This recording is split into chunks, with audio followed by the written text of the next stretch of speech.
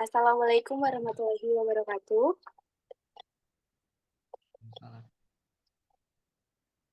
Ibu Sinta Perawati Dewi yang kami hormati, serta halo teman-teman semua, dimanapun teman-teman berada, semoga teman-teman sehat selalu dan dapat menyimak presentasi kami ini dengan baik. Pada kesempatan kali ini, kami akan membawakan sebuah presentasi mengenai materi ke-16, yaitu generalization atau generalisasi. Namun sebelum itu, izinkanlah kami untuk memperkenalkan diri. Dimulai dari saya, perkenalkan nama saya Adinda Amelia Agustin dengan nomor NPM 090. Di sini saya sebagai pemateri ketiga sekaligus moderator yang akan memandu jalannya presentasi pada video kali ini. Selanjutnya di sini ada rekan saya yaitu Selvi Sapira Maisyati dengan nomor NPM 075. Halo Selvi, apakah sudah ada di room? Sudah. Baik, selanjutnya di sini ada Aji Nurijal dengan nomor pokok mahasiswa 102. Halo Aji, apakah sudah ada? Oke, ada. Baik, untuk mengefisienkan waktu, di sini langsung aja kepada pematerian pertama mengenai apa itu generalisasi yang akan disampaikan oleh pemateri pertama, yaitu Selvi Sapira Maisati. Kepada Selvi, disilakan.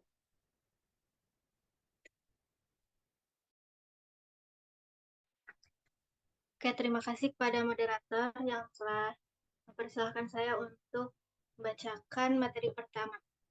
Pada bagian 1, kita telah mempelajari cara membaca dan juga melakukan pembuktian yang merupakan salah satu contoh dari proses berpikir matematis. Nah, di bagian 2, kita akan mempelajari sejumlah proses berpikir lain yang terkait dengan membuat dan menggunakan bukti. Nah, apa itu generalisasi? Proses pertama yang akan dijelaskan adalah generalisasi, di mana Anda membuat dari konsep matematika asli seperti masalah, rumus, definisi, proposisi, atau objek matematika, konsep yang lebih luas yang mencakup tidak hanya konsep asli tetapi juga sesuatu yang baru dan juga berbeda. Konsep yang eh, kita gunakan disebut sebagai kasus khusus. Yang lebih luas yang kita buat disebut generalisasi.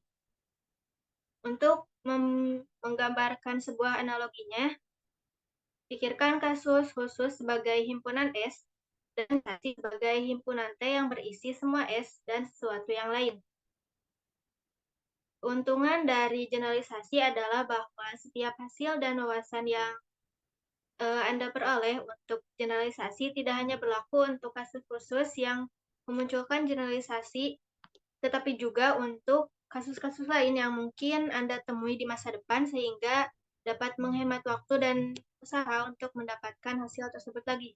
Oleh karena itu, setelah membuat generalisasi, penting untuk memverifikasi kasus khusus, yaitu untuk memastikan bahwa konsep yang digeneralisasi mencakup kasus khusus.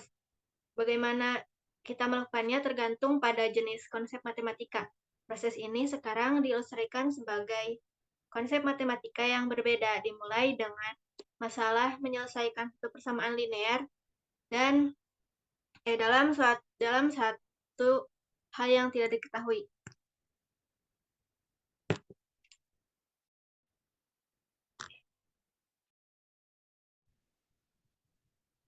Nah, ini gambar ilustrasi yang tadi di mana generalisasi itu ditambahkan sebagai himpunan T, lalu kasus khususnya itu himpunan S. Jadi di dalam himpunan T yaitu generalisasi terdapat kasus khusus yaitu himpunan S. Nah, kemudian generalisasi persamaan linear, persamaan kuadrat.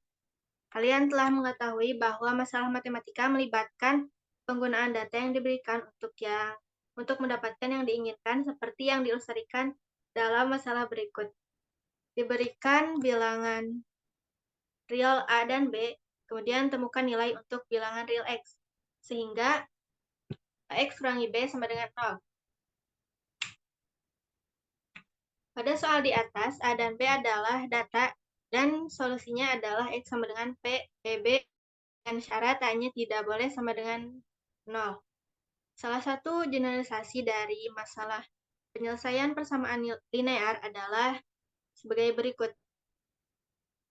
Diberikan P, Q, dan R, kemudian carilah nilai untuk bilangan real X sehingga Px kuadrat ditambah Qx tambah R sama dengan 0. Anda dapat memverifikasi kasus khusus ini dengan mengamati bahwa persamaan kuadrat mencakup banyak lagi. Yang dengan maksud dalam hal ini adalah bahwa ada nilai tertentu untuk data P, Q, dan R dari persamaan yang titik 2 persamaan menjadi AX kurangi B sama dengan 0 dalam 16.1.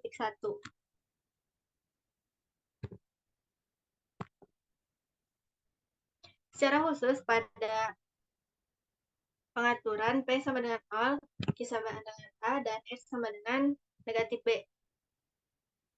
Dalam persamaan kuadrat Px kuadrat tambah Qx tambah R dengan 0, Anda memperoleh dengan tepat persamaan linear AX kurangi B sama dengan 0 dalam persamaan 16. Selanjutnya perhatikan bahwa ketika P tidak sama dengan persamaan pada tersebut mencakup masalah baru yang tidak ada. Ketika kasih kasus khusus, berhati-hatilah dengan notasi yang tumpang tindih. Sebagai contoh, jika persamaan kuadrat dituliskan sebagai X kuadrat tambah BX tambah C sama dengan simbol A dan B dengan R sama dengan 0. Tetapi memiliki arti yang berbeda dari masing-masing kasusnya. Jika hal ini terjadi, yang terbaik adalah menulis umum dengan menggunakan simbol untuk data yang tidak tumpang tindih dengan data pada awal, seperti yang telah kita pada bab 3. Setelah generalisasi untuk membuat masalah baru, langkah selanjutnya adalah mengembangkan prosedur penyelesaian untuk masalah tersebut. Dalam beberapa kasus, hal ini relatif mudah dilakukan dengan menggunakan solusi untuk masalah. Namun, jika masalah baru signifikan berbeda dari masalah asli, maka Anda mungkin harus mengembangkan solusi yang sama seperti yang diperlukan untuk persamaan kuadrat, yang solusinya adalah diberikan nilai untuk bilangan real P, Q, dan R dengan P-nya tidak sama dengan 0 dan Q kuadrat dikurangi 4, PR lebih besar dari sama dengan 0. Solusi dari persamaan kuadrat dalam 16 dalam negatif Q plus minus akar dari Q kuadrat dikurangi 4 PR per 2. Nah, tapi sayangnya Anda tidak dapat menggunakan solusi dalam 16.3 ini untuk 16, karena untuk melakukannya Anda perlu mengganti P-nya dengan 0, yang mana tidak dapat karena akan ketika untuk masalah tidak ada kasus khusus, Anda harus memeriksa apakah terjadi kesalahan pada soal atau pada solusinya, dan mungkin ada jenis masalah umum atau solusi yang berbeda yang lebih tepat. Ada contoh dimungkinkan untuk membuat solusi yang berbeda yang memang memberikan khusus dari persamaan linear. Untuk melihat bagaimana dilakukan, bagilah persamaan kuadrat Px kuadrat tambah Qx tambah R sama dengan 0 dalam tadi menggunakan dibagi dengan X kuadrat dengan asumsi bahwa X tidak sama dengan 0.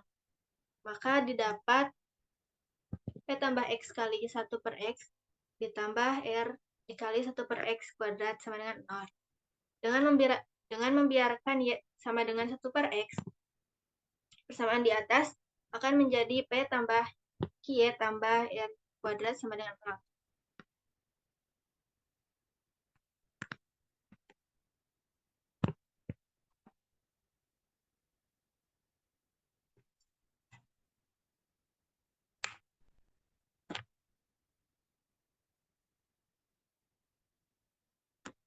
Rumus kuadrat yang diterapkan pada 16 menghasilkan solusi berikut untuk Y sama dengan 1 per X sama dengan negatif Q plus minus akar dari Q kuadrat kurangi 4PR dibagi 2R. Dengan syarat R tidak sama dengan 0. Mengambil kebalikan dari kedua sisi 16,5 menghasilkan solusi berikut untuk persamaan kuadratik yang asli dalam 16.2. Solusi alternatif untuk persamaan kuadrat diberikan nilai untuk bilangan real P, Q, dan R dengan Q kuadrat dikurangi 4PR lebih besar dari sama dengan 0 dan juga negatif Q plus minus Q akar dari Q kuadrat dikurangi 4PR tidak sama dengan 0. Solusi dari persamaan kuadrat dalam 16.2 adalah X sama dengan 2R dibagi negatif Q plus minus akar dari Q kuadrat dikurangi. Solusi dalam 16.6 memberikan solusi untuk kasus khusus dari persamaan linear dalam 16.1. Memang dengan mengganti P sama dengan 0, Q sama dengan A, dan P sama dengan negatif B dalam 16.6, kita akan mendapatkan solusi berikut untuk persamaan linear, karena negatif akar digunakan untuk menghindari pembagian 0. Maka X sama dengan 2R per negatif Q plus minus akar dari kuadrat dikurangi 4PR sama dengan negatif 2B per negatif A plus minus akar dari A kuadrat sama dengan negatif B per negatif A dikurangi A sama dengan B per A.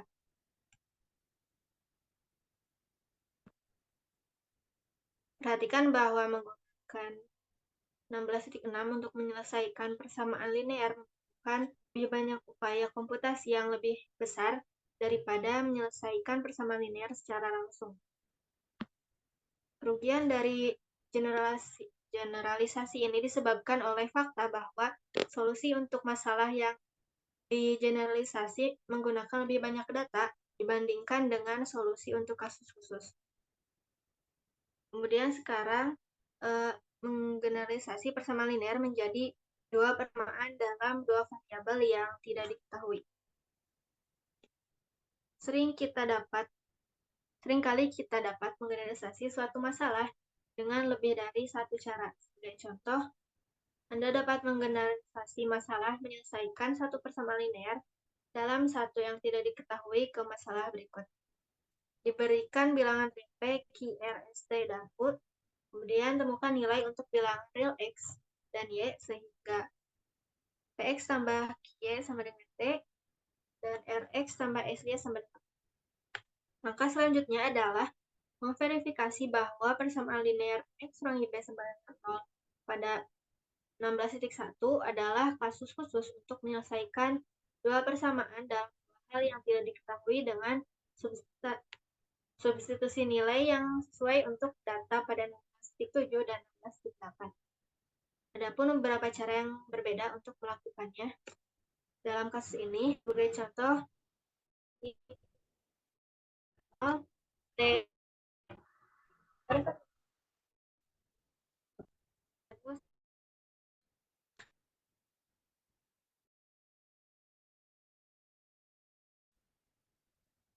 dalam 16.7 dan 16.8, masing-masing mengarah ke Px tambah Xy atau Ax tambah 0 sama dengan B, sama dengan B. Dan 2 0 0 0 atau berikan persamaan 11. Dan kita lihat bahwa titik 11 ini sama dengan persamaan linear Ax dalam yang diketahui dalam titik. Sehingga memverifikasi linear adalah kasus khusus untuk menyelesaikan dua persamaan dalam yang tidak diketahui. Alternatif, Anda dapat memverifikasi kasus khusus ini dengan nilai data berikut. P sama dengan A, Q sama dengan 0, T sama dengan B, kemudian R sama dengan 0, S sama dengan 1, dan U sama dengan. Kemudian ganti nilai-nilai dalam 16.13 dan 16.14 ke dalam 16.7 dan 16.8. Masing-masing akan menghasilkan Px tambah Qy sama dengan T atau Ax tambah 0Y sama dengan B atau Ax sama dengan B. Kemudian Rx tambah X atau 0x tambah 1Y sama dengan 0 atau Y sama dengan 0. Kita baikkan lagi persamaan yang 16 dan dapat kita lihat dari persamaan 16.15 bahwa persamaan linear dalam dua hal yang tidak diketahui. Yang dari proposisi 4 di bab 4, Anda tahu bahwa jika PS sama dengan 0, dari sama 16.7 dan 16.8 adalah X sama dengan ST dikurangi QU per PS dikurangi QR. Dan Y sama dengan PU dikurangi RT per PS kurangi QR. Untuk memverifikasi bahwa 16.17 dan 16.18 memberikan solusi untuk linear, Anda tidak dapat data 16.9 dan 16.10 dalam 16.17 dan 16.18 karena PS dikurangi QR sama dengan A dikali 0 kurangi kali 0 sama dengan 0. Namun Anda dapat mengganti nilai dari 16.13 dan 16.14 dalam 16.17 dan 16.18 yang menghasilkan X sama dengan ST dikurangi Q per PS kurangi QR sama dengan B per A, kemudian Y sama dengan PU dikurangi RT per PS sama dengan QR itu menghasilkan 0. Nilai dari sama dengan B per A di atas berarti bahwa kita telah memperoleh solusi untuk persamaan linear X kurangi sama dengan 0 dalam persamaan 1 khusus dan untuk dua persamaan linear dalam dua hal yang tidak diketahui. Perhatikan sekali lagi bahwa menyelesaikan masalah umum membutuhkan lebih banyak upaya komputasi daripada menyelesaikan kasus khusus. Mungkin pematerian dari saya. Cukupkan sekian, saya kembalikan kepada moderator.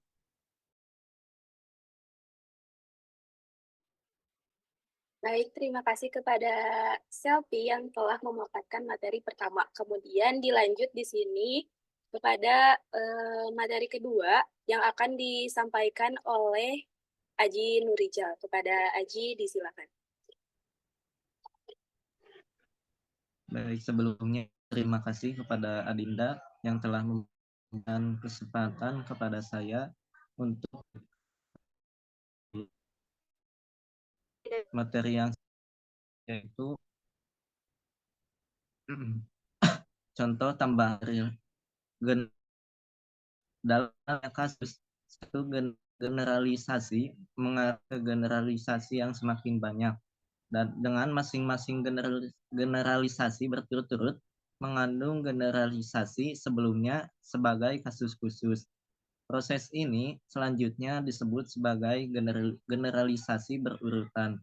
Misalnya, Anda dapat secara berurutan menggeneralisasi masalah penyelesaian persamaan linear dengan cara yang pertama dari menyelesaikan masalah persamaan linear, kemudian menyelesaikan persamaan kuadrat, kemudian menyelesaikan persamaan polinomial derajat n, kemudian menyelesaikan persamaan linear umum, dan seterusnya. Kemudian yang kedua dari memecahkan persamaan, kemudian menyelesaikan dua persamaan linear dalam dua hal yang tidak diketahui hingga menyelesaikan sistem n persamaan linear dalam n yang tidak diketahui, dan yang terakhir menyelesaikan n persamaan nonlinear dalam N yang tidak diketahui dan seterusnya. Nah, saat menggunakan generalisasi berurutan, Anda harus memverifikasi bahwa setiap generalisasi baru menyertakan yang sebelumnya sebagai kasus khusus. Itulah bahwa setelah setiap generalisasi perlu untuk membuat solusi untuk masalah umum yang juga memberikan solusi untuk kasus khusus sebelumnya. Saat mencoba membuat solusi persamaan polinom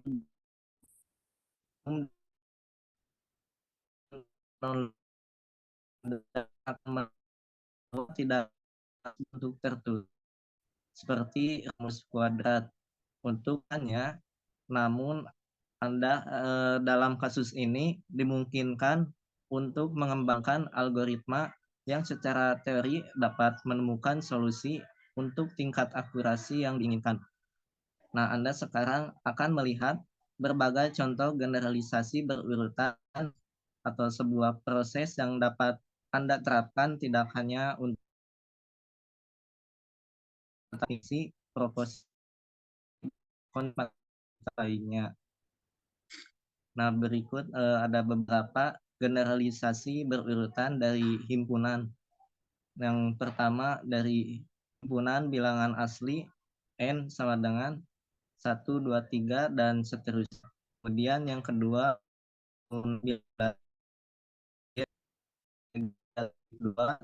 negatif 1, 0, 1, 2, dan seterusnya.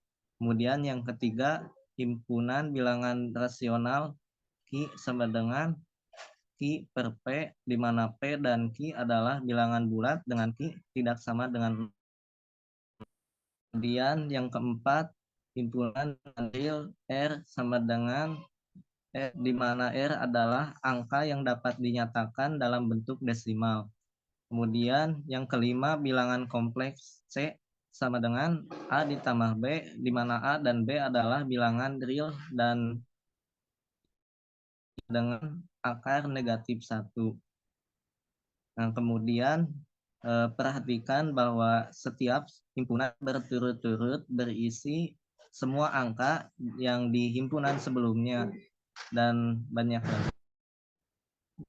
Kemudian untuk selanjutnya menggeneralisasi konsep. Nah, untuk mengilustrasikan contoh lain dari generalisasi konsep, anggaplah X adalah bilangan. Nah, di sini ada jarak ke asal yaitu 0 sama dengan mutlak X. Nah, itu sangat mudah generalisasi X, Y di bidang sebagai berikut, yaitu jarak dari ke asal 0,0 sama dengan akar X pangkat 2 tambah Y pangkat 2. Ingat bahwa akar X pangkat 2 sama dengan X mutlak. Kemudian ke titik X, Y, Z dalam 3 dimensi, jarak ke asal yaitu 0,0,0 sama dengan akar X pangkat 2 ditambah Y pangkat 2 ditambah Z pangkat 2. Nah, untuk menggeneralisasi konsep ini ke dimensi N, notasi yang lebih baik yang subskrip berguna secara khusus. Nah, Anda dapat mewakili titik dalam N dimensi sebagai N dengan X1 hingga seterusnya hingga Xn, juga disebut vektor. Nah, yang merupakan daftar urutan N bilangan real. Bilangan N adalah dimensi vektor dan untuk setiap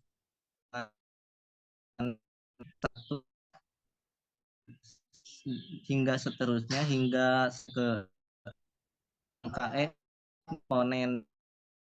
Notasi ini Anda dapat memperluas konsep jarak ke asal N vektor X sama 1 hingga ke X yang disebut atau norma vektor sebagai berikut. Jarak K yaitu 0 sampai ke 0 lagi sama dengan mutlak X sama dengan akar X pangkat 21 ditambah hingga seterusnya hingga X kuadrat N. Nah, di sini dapat lain generalisasi kemampuan untuk membuat konsep yang tidak dapat Anda visualisasikan. Nah, dalam contoh di atas, Anda dapat dengan mudah membayangkan titik X1, X2 di bidang dan bahkan titik X1, X2, X3 dalam 3 dimensi. Namun, Anda tidak dapat memvisualisasikan di dalam melalui generalisasi Anda dapat memperluas konsep jarak ke arah dengan cara yang berarti sama dengan X hingga ke X dan N. Baik, untuk materi selanjutnya itu ada generalisasi fungsi secara berurutan. Nah, fungsi F dan himpunan R bilangan real di mana notasi F di mana R implikasi R berarti bahwa fungsi F berasosiasi dengan setiap bilangan real X anggota R, bilangan real Fx anggota R. Nah, berikut ini adalah generalisasi berurutan dari fungsi yang G. Nah, R pangkat R yang berasosiasi dengan setiap N vektor X hingga N anggota R pangkat N. Himpunan semua N vektor bilangan real X anggota R. Nah, misalnya ada fungsi G di mana R kuadrat aplikasi R didefinisikan oleh G X1 X2 sama dengan 3X1 ditambah 4X2. Nah, selanjutnya Anda dapat melihat bahwa fungsi F di mana R implikasi R adalah kasus khusus fungsi G di mana R pangkat N implikasi R di mana N-nya adalah 1. Kemudian yang kedua ada fungsi H di mana R pangkat N yang dengan setiap vektor N X anggota R pangkat N vektor M. Tadi H fungsi HX anggota R pangkat M. Nah, misalnya ada fungsi H di mana R pangkat 2 implikasi R pangkat 3 didefinisikan oleh H X1 X2 sama dengan 3X1 ditambah 4X2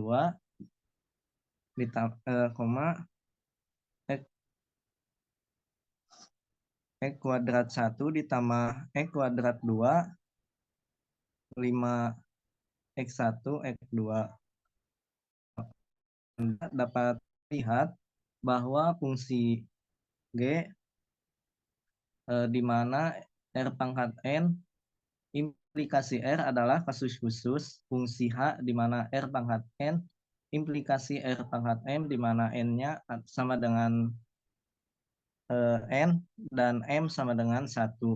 Kemudian yang ketiga untuk himpunan A dan B yang diberikan fungsi I di mana A implikasi B yang berasosiasi dengan setiap elemen X anggota A, elemen I X anggota B. Nah, fungsi dengan pang N implikasi adalah dari I di mana A-nya itu adalah R pangkat N dan B-nya R pangkat M. Kemudian selanjutnya menggeneralisasi definisi, proposisi, dan bukti. Nah, Anda dapat menerapkan generalisasi pada definisi, proposisi, dan bukti. Sebagai contoh, ingat dari bab 3 definisi berikut untuk dua pasangan bilangan real yang diurutkan sama. Nah, di sini ada definisi 20, yaitu dua pasangan bilangan real berturut, yaitu X1, X2, dan Y1, Y2 adalah sama. Ditulis X1, X2 sama dengan Y1, Y2. Jika dan hanya jika X1 sama dengan Y1 dan X2 sama dengan Y2. Nah, salah satu cara untuk menggeneralisasi definisi di atas adalah mengganti pasangan angka dengan vektor.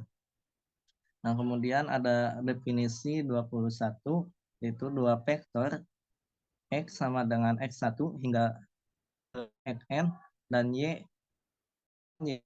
hingga ke Y adalah sama. Ditulis X sama dengan Y jika dan hanya jika untuk setiap komponen I sama dengan 1 hingga ke N, X sama dengan Y. Nah, kemudian amati penggunaan quantifier untuk masing-masing dalam definisi 21. Dapat melihat bahwa definisi 20 adalah kasus khusus dari definisi 21. Karena ketika Anda mengganti N sama dengan 2, dalam definisi 21 Anda mendapatkan definisi 20. Akhirnya penting untuk dicatat bahwa meskipun tanda kesetaraan tepat di sebelah kiri, kata-kata jika dan hanya jika dalam definisi 20 dan 21 terlihat sama. Yang kemudian sebaliknya tanda kesetaraan di sebelah kanan kata-kata jika dan hanya jika dalam definisi 20 dan 21 membandingkan dua bilangan. Nah, hati-hati untuk menafsirkan simbol dan operasi dalam konteks di mana mereka digunakan.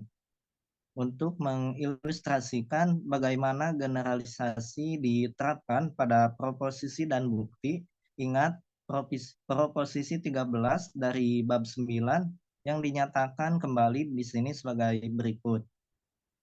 Itu proposisi 29 jika R adalah bilangan real sedemikian rupa sehingga R pangkat 2 sama dengan 2, maka R tidak rasional. Nah, berikut adalah salah satu cara untuk menggeneralisasi proposisi 29. Proposisi 30, yaitu jika R adalah bilangan real sedemikian rupa sehingga R pangkat 2 sama dengan 2N. Untuk beberapa bilangan bulat ganjil N lebih dari sama dengan 1, maka R tidak rasional. Nah, Anda dapat melihat bahwa proposisi 29 adalah kasus khusus dari proposisi 30 karena ketika Anda mengganti bilangan bulat ganjil N sama dengan 1 dalam proposisi 30, Anda mendapatkan proposisi 29. Nah, bukti ringkas dari proposisi 30 berikut adalah generalisasi dari bukti ringkas proposisi 13 yang disebutkan dalam bab 9. Bukti proposisi 30. Dengan kontradiksi, asumsikan bahwa R adalah bilangan rasional dari bentuk P per Q, di mana P dan Q adalah bilangan bulat dengan Q tidak sama, dan bahwa R kuadrat sama dengan 2N untuk beberapa bilangan bulat ganjil N lebih dari sama dengan 1. Selain itu, dapat diasumsikan bahwa P dan Q tidak memiliki pembagi umum karena jika mereka melakukannya, angka ini dapat dibatalkan dari pembilang P dan menyebutnya Q karena R kuadrat sama dengan 2N dan R sama dengan P per Q, maka 2N sama dengan P kuadrat per Q kuadrat atau ekuivalen dengan 2N Q kuadrat sama dengan P kuadrat. Makanya bahwa 2N Q kuadrat adalah genap, P kuadrat dan karenanya P adalah A. Nah, dengan demikian ada bilangan bulat sedemikian rupa sehingga P sama dengan 2K. Saat mengganti nilai ini dengan P, seseorang memperoleh 2NQ kuadrat sama dengan P kuadrat sama dengan 2K kuadrat sama dengan 4K kuadrat dengan NQ kuadrat sama dengan kuadrat adalah genap. N kuadrat juga harus. Nah, selanjutnya karena N ganjil itu harus Q kuadrat dan karenanya Q genap. Nah, dengan demikian telah ditunjukkan bahwa P dan Q adalah genap dan memiliki pembagi umum 2. Kontradiksi ini menetapkan klaim tersebut. Nah, untuk selanjutnya ada mengoreksi kesalahan sintaks dalam generalisasi. Nah, terkadang perawatan khusus diperlukan untuk memastikan bahwa generalisasi masuk akal untuk mengilustrasikan biarkan X, Y, dan T menjadi bilangan real dan anggaplah Anda ingin menggeneralisasi pernyataan tersebut. Nah, di mana X kuadrat kurang dari sama dengan T, Y mutlak. Nah, dengan memikirkan X dan Y sebagai N vektor, X sama dengan X1 hingga ke Xn dan Y sama dengan Y1 hingga ke Yn, namun cukup ganti vektor 16.20 itu untuk mendapatkan X kuadrat kurang dari T mutlak Y. Kemudian tidak masuk akal karena operasi kuadrat N vektor tidak terdefinisi. Seperti operasi mengambil nilai absolut N vektor. Nah, kesalahan macam itu kesalahan sintaks yang berarti bahwa simbol atau operasi tidak masuk akal atau tidak dapat dilakukan. Nah, lalu bagaimana Anda bisa menggeneralisasi 16.20 itu? Nah, ada berbagai cara untuk melakukannya. Salah satu pendekatannya adalah membuat rumus yang bermakna untuk mengkuadratkan vektor n dan mengambil nilai absolut n vektor berkenaan dengan kuadrat n vektor. Nah, dari pengalaman bekerja dengan vektor, matematikawan telah mendefinisikan operasi mengalihkan dua vektor, yaitu A sama dengan A1 hingga ke AN dan B sama dengan B1 hingga ke BN sebagai berikut. A dikali B sama dengan sigma dengan I sama dengan 1 AI dikali BI.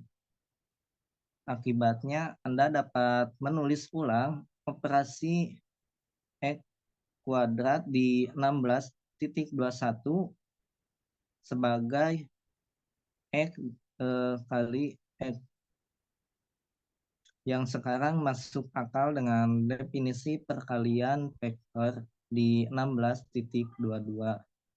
Nah, beralih ke masalah mengambil nilai absolut N vektor, salah satu pendekatan untuk menyelesaikan kesalahan sintaks ini adalah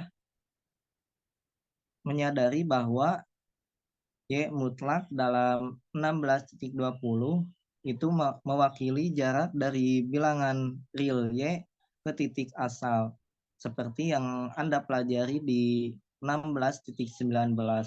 Nah, gagasan yang sesuai untuk N vektor mutlak Y adalah mutlaknya penulisan ulangnya di 16.21. Nah, sebagai di berikut menghasilkan generalisasi yang valid dan dari ekspresi asli di 16.20, yaitu X dikali X kurang dari sama dengan T Y mutlak. Nah, mungkin Sekian materi yang dapat saya sampaikan. Kurang lebihnya mohon maaf. Saya kembalikan lagi kepada Adinda. Baik, terima kasih kepada Aji yang telah menyampaikan materi kedua.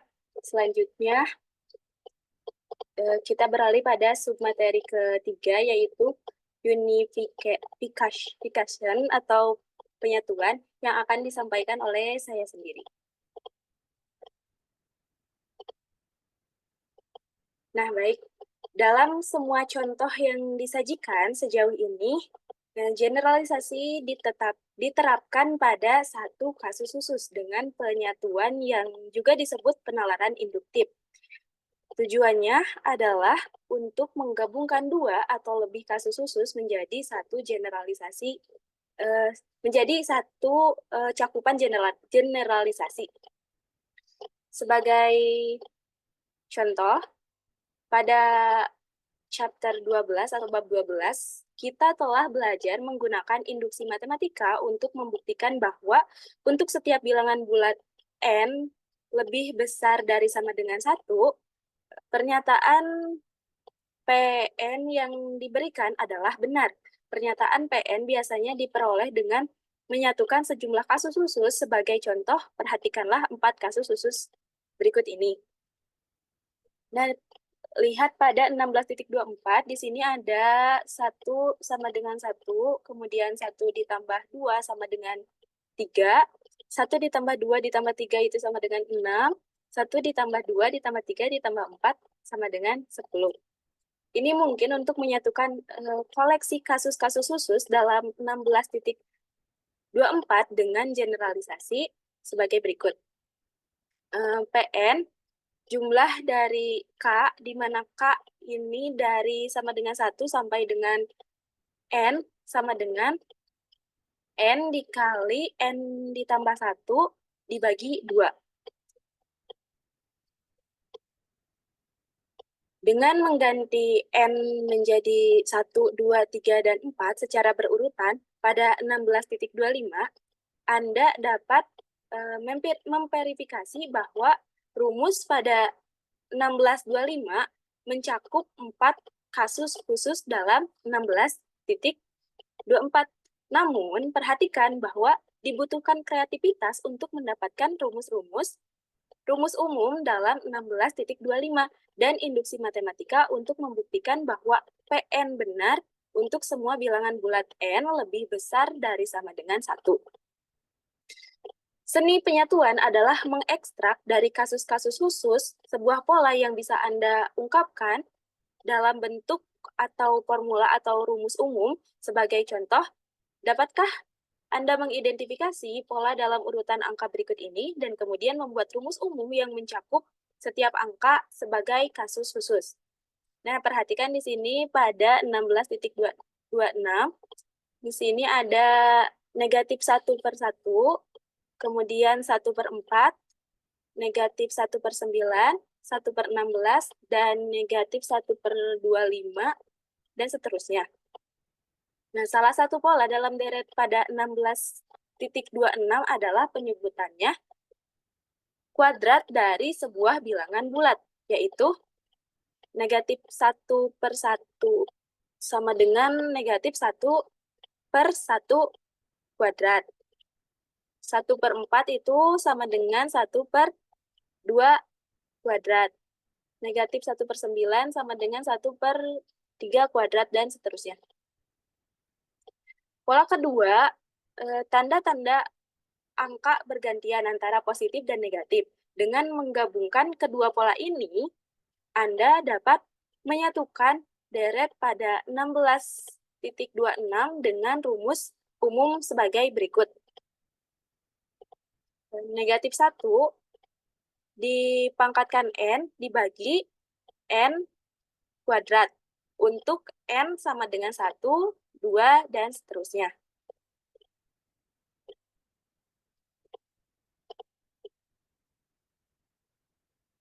Anda dapat memverifikasi bahwa setiap angka pada 16.26 ini merupakan kasus khusus dari rumus umum pada 16.27.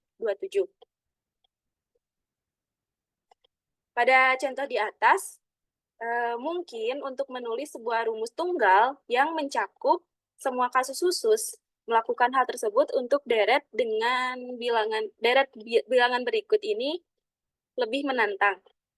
Nah, perhatikan pada deret 16.28, di sini ada 1, 1, 2, 3, 5, 8, 13, dan seterusnya. Pola dalam deret pada 16.28 ini adalah bahwa setiap angka yang berurutan setelah dua angka pertama adalah jumlah dari dua angka sebelumnya.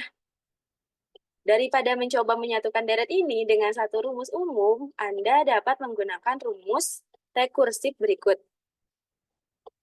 Di mana A0 ini sama dengan 1, A1 juga sama dengan 1, AN sama dengan AN dikurang 2 ditambah AN dikurang 1 untuk N-nya itu 2, 3, dan seterusnya. Sebagai contoh lain dari penyatuan, pertimbangkan dua definisi berikut ini. Di sini ada definisi 22 dan 23. Nah, definisi 22, sebuah himpunan S dari bilangan real dibatasi di atas jika dan hanya jika ada sebuah bilangan real alfa, sedemikian sehingga untuk semua elemen X anggota dari himpunan S, di mana X ini lebih kecil dari sama dengan alfa. Nah, pada definisi 23, sebuah himpunan S dari bilangan real dibatasi di bawah. Ini jika dan hanya jika ada sebuah bilangan real beta, sedemikian hingga untuk semua elemen X anggota dari himpunan S, di mana X ini lebih besar dari sama dengan beta.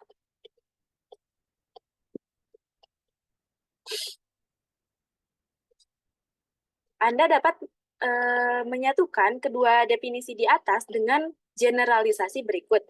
Menjadi definisi 24. Sebuah himpunan S dari bilangan-bilangan real terbatas jika dan hanya jika ada bilangan real gamma lebih besar dari 0, sedemikian sehingga untuk semua elemen X anggota dari himpunan S dengan mutlak X lebih kecil dari sama dengan gamma.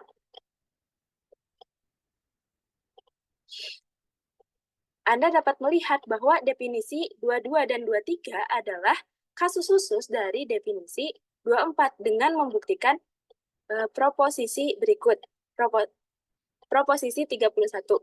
Jika sebuah himpunan S dari bilangan real terbatas, maka S terbatas di atas dan S terbatas di bawah. Bukti dari proposisi 31, karena S terbatas, menurut definisi 24, ada bilangan real gamma lebih besar dari 0, sedemikian sehingga untuk semua elemen X anggota dari himpunan S dengan mutlak X itu lebih kecil dari sama dengan gamma, yaitu X lebih besar dari sama dengan negatif gamma dan X lebih kecil dari sama dengan gamma. Untuk menunjukkan bahwa S terbatas di atas menurut definisi 22 perlu untuk mengkonstruksi sebuah bilangan real alfa sedemikian sehingga untuk semua elemen X anggota himpunan S dengan X ini lebih kecil dari sama dengan alfa. Tentu saja alfa ini sama dengan Y berlaku karena untuk semua elemen X anggota himpunan S dengan X lebih kecil dari gamma sama dengan alfa. Dengan demikian pula, untuk menunjukkan bahwa S terbatas di bawah ini dengan definisi 23 perlu untuk mengkonstruksi sebuah bilangan real beta sedemikian sehingga untuk semua elemen X anggota himpunan S dengan X lebih besar dari sama dengan beta. Tentu saja beta ini sama dengan negatif gamma, berlaku karena untuk semua elemen X anggota dari himpunan S dengan X ini lebih besar dari sama dengan negatif gamma sama dengan beta. Dan ini sudah dibuktikan. Nah, unification atau penyatuan adalah proses berpikir yang kuat yang juga digunakan dalam disiplin ilmu lain seperti contoh pada tahun 1865 fisikawan dan matematikawan Skotlandia James Clerk Maxwell melihat teori-teori kelistrikan dan kemagnetan yang ada pada saat itu dan menemukan cara untuk menyatukan dua kasus khusus ini ke dalam satu teori elektromagnetik. Penyatuan juga digunakan sebagai metode untuk mengorganisir pengetahuan. Sebagai contoh, ahli kimia Rusia Dmitri Mendeleev mengamati sifat-sifat kimia dari unsur-unsur yang ada pada masanya dan memperhatikan pola-pola dalam berat atom dan valensi yang membuatnya menciptakan tabel periodik pada tahun 1869 yang masih digunakan sampai sekarang. Tabel periodik yang dibuatnya merupakan generalisasi yang mencakup semua unsur yang ada pada saat itu, kasus khusus, dan memungkinkannya untuk memprediksi unsur-unsur yang baru, kasus-kasus baru yang ditemukan kemudian. Nah, selanjutnya ini ada ringkasan materi. Pada bab ini, kita telah mempelajari bagaimana generalisasi digunakan untuk membuat masalah baru dari masalah asli atau dalam kasus penyatuan dari kumpulan masalah asli yang masing-masing disebut kasus khusus dari masalah umum. Masalah umum yang dihasilkan membutuhkan lebih banyak data daripada masalah asli dan juga dapat berisi masalah yang sangat berbeda dari masalah asli. Oleh karena itu, Anda harus mengembangkan prosedur solusi baru untuk masalah yang digeneralisasi dan memastikan bahwa Anda dapat menggunakan prosedur tersebut untuk menyelesaikan semua kasus khusus. Anda juga dapat menerapkan generalisasi pada definisi proposisi, teori, atau konsep matematika lainnya.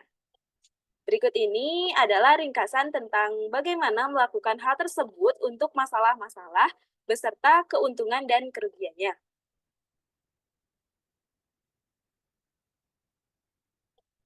Nah, di sini ada bagaimana menerapkan generalisasi. Yang pertama, identifikasi masalah asli yang data dan solusinya Anda ketahui. Kedua, buatlah masalah yang lebih umum dengan kumpulan data yang lebih besar. Ketiga, verifikasi bahwa masalah asli adalah kasus khusus dari masalah umum. Caranya adalah dengan menggunakan data dari masalah asli pada langkah 1 untuk membuat data yang sesuai dengan masalah umum pada langkah 2. Yang ketika disubstitusikan ke dalam masalah umum akan menghasilkan masalah asli. Keempat, kembangkan prosedur solusi untuk masalah umum yang dibuat pada langkah kedua. Kelima, kembangkanlah prosedur solusi untuk masalah umum yang Kelima, verifikasi bahwa penerapan prosedur penyelesaian untuk masalah umum pada langkah kedua ke masalah asli pada langkah 1 menghasilkan yang sesuai untuk kasus khusus tersebut. Dan terakhir, terapkan prosedur penyelesaian untuk masalah umum pada kasus khusus yang diinginkan. Nah, di sini ada keuntungan dari generalisasi. Yang pertama, generalisasi menghasilkan sebuah kelas masalah dan satu prosedur solusi yang dapat Anda gunakan untuk menyelesaikan masalah apapun dalam kelas tersebut, termasuk semua kasus khusus dan bahkan masalah baru yang belum Anda temui. Yang kedua, generalisasi memungkinkan Anda untuk bekerja dengan konsep-konsep yang tidak dapat Anda bayangkan. Nah, selain keuntungannya, di sini juga ada kerugian dari generalisasi, yaitu yang pertama, Anda harus mengembangkan solusi untuk masalah umum yang mungkin sangat berbeda dengan solusi untuk kasus-kasus khusus, sehingga membutuhkan upaya yang signifikan untuk membuatnya. Dan yang kedua, solusi untuk masalah umum seringkali kurang efisien serta komputasi dibandingkan dengan solusi untuk kasus-kasus khusus secara langsung. Hal ini karena masalah umum memiliki lebih banyak data daripada masalah khusus. Nah, mungkin sekian yang dapat kami sampaikan pada presentasi kali ini. Kurangnya kami memohon maaf. Terima kasih atas perhatiannya. Wassalamualaikum warahmatullahi wabarakatuh.